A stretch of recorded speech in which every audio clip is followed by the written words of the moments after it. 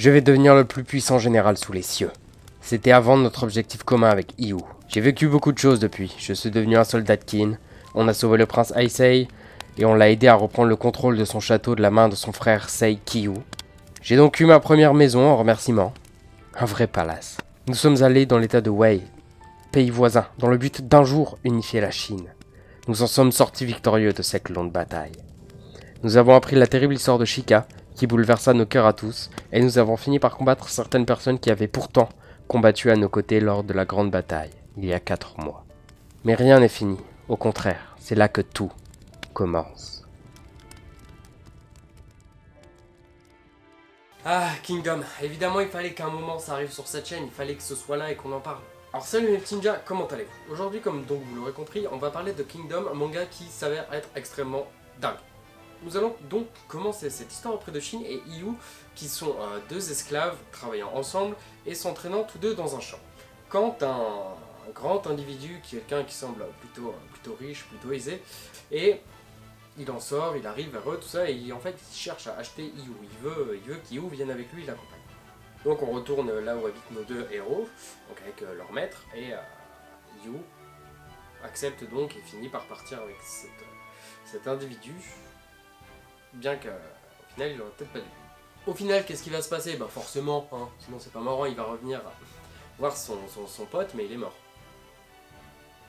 Et de cela, va s'en suivre plein de petites péripéties, puisque Iu va lui donner une carte en lui indiquant un endroit, et Shin va s'y rendre, tout ça, il fera la rencontre de plusieurs personnages, et il va rencontrer un bien étrange garçon qui s'avère ressembler comme deux gouttes d'eau à Iu.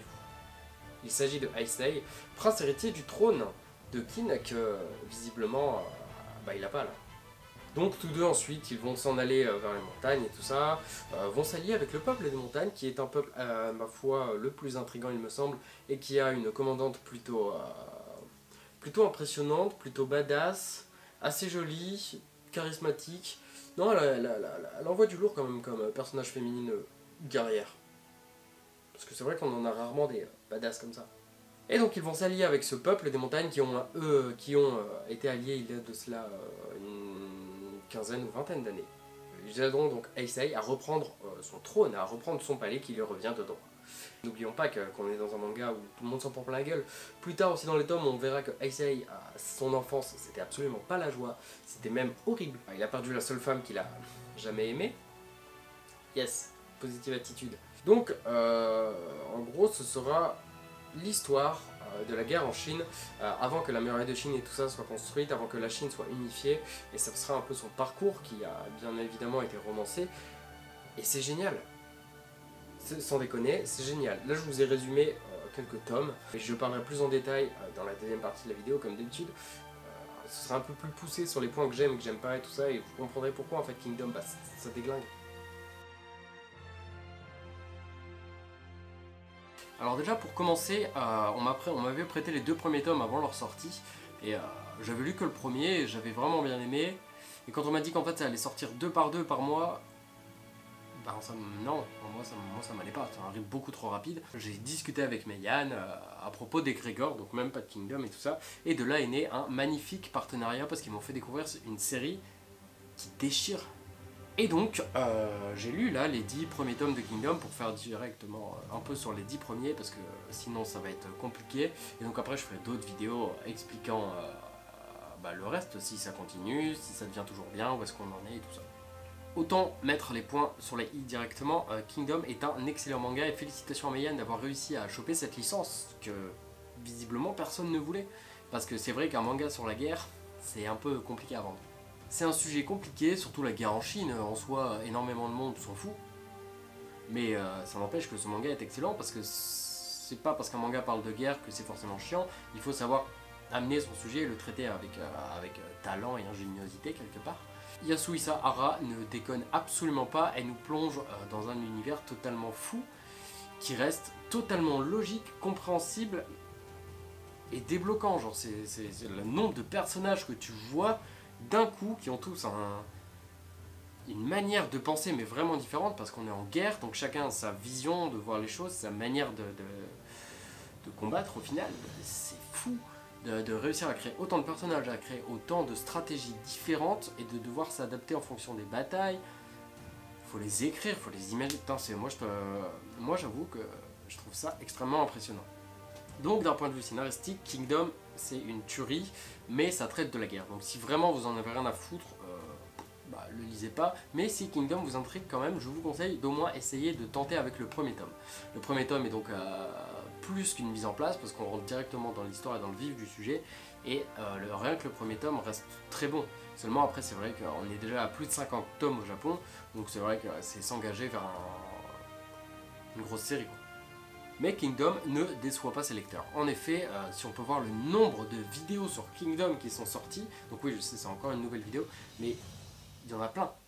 Parce que Kingdom cartonne tout et déchire tout, et Meian a réussi son pari de sortir une série dont personne n'avait vraiment envie. Meian l'a sorti et nous a montré que si, ça fonctionne.